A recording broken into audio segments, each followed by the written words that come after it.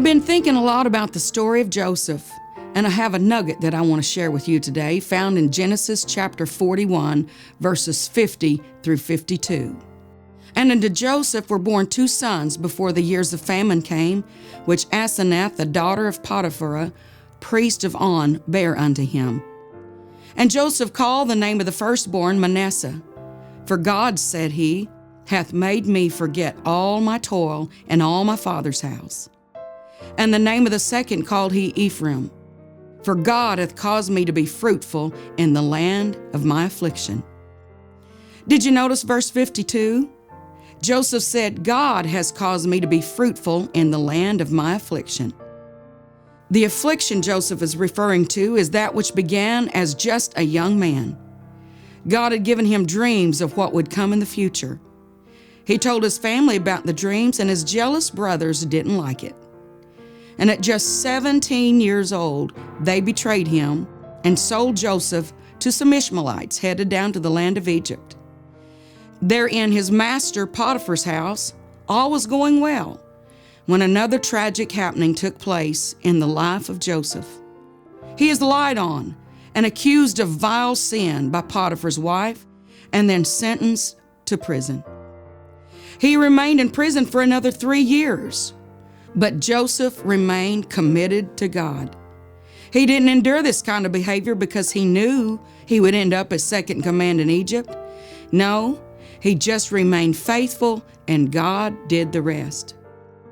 In our scripture reading, Joseph had married and has 2 sons that he gave Hebrew names. Notice the first son he named Manasseh, meaning forgetfulness. Joseph made a conscious decision to forgive and forget what was done to him. He realized he couldn't truly be blessed if he did not let go of all the pain of his past. He refused to become a victim to his circumstances.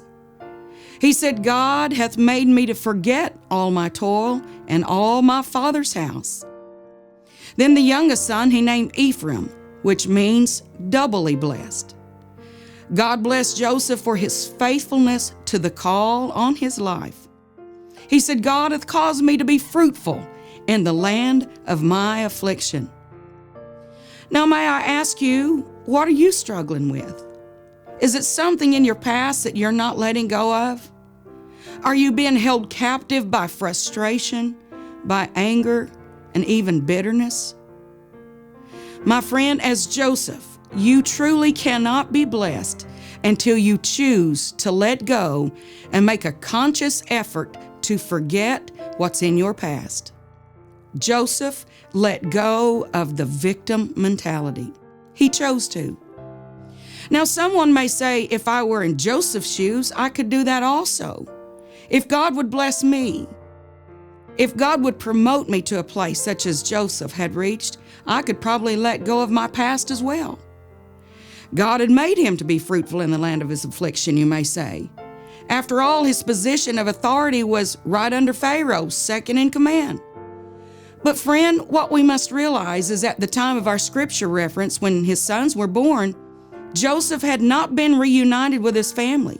He was still alone in Egypt, and his dad still thought he was dead. He wasn't through the time of his affliction as of yet. Joseph was still in the place of adversity. Where you are at right now in this point in your life, you're there as well. And what is it that you're drowning in? Have you been betrayed by a spouse, a dear friend, or a child? Have you been lied on and you're suffering from depression that you can't rise above? Have you lost your job maybe? Have you received bad news from a doctor that there is no hope for your situation and you're sinking in despair? Friend, I don't discount that. I know it's real. But I have good news for you.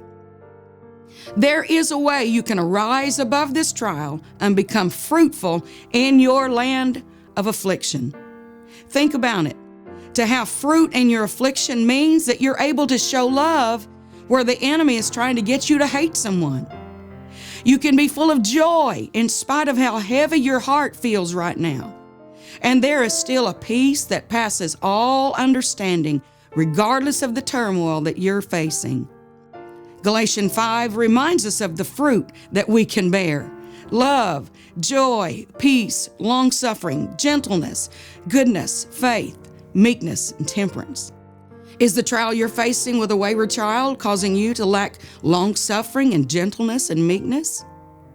I believe God wanted me to remind you that even before your trial comes to an end, as it did for Joseph, you too can become fruitful in your place of adversity and affliction.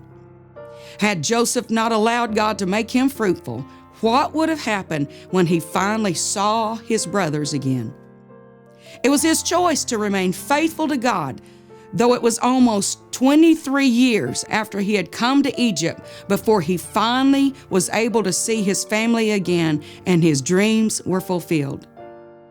Your trial may be lingering and you're wondering when it will be over. You're tired.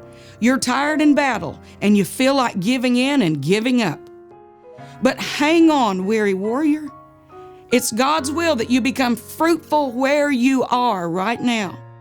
God is still able to do exceedingly, abundantly, above all that you can ask or even think. Regardless of where you are, God has great things in store for your life. I promise you that. Psalms chapter 66 reminds us that though we face affliction, God will bring us out to a wealthy place. I believe God is taking you to a place of blessing.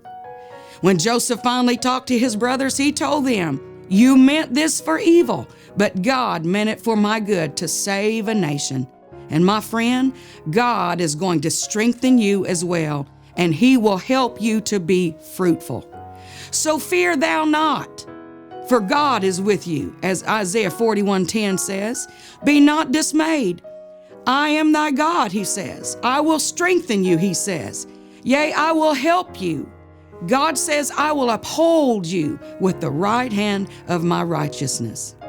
Follow God, my friend, and He will make you too fruitful in your place of affliction.